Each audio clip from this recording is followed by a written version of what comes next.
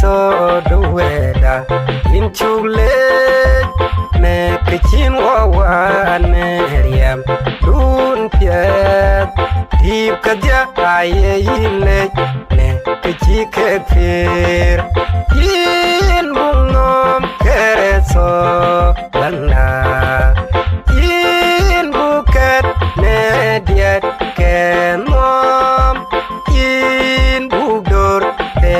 man agucha ser walk dun pieche walk ne walk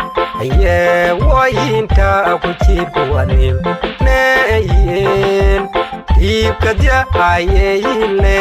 ne kichi kefir yin bungom kere so banda yin buket ne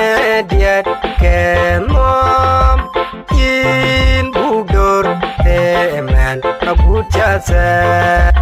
yam dun pieche kwer ne walk walk pyo na ajol dere deep kadya aye ile ne kichi kefir yin bungom kere so banda yin buket ne diet ken mom yin bugdor man agucha ser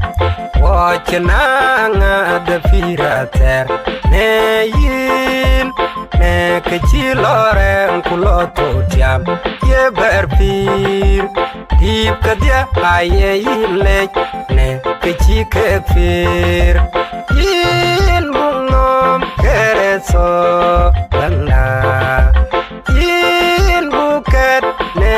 diet ken mom yin bugdor man agucha ser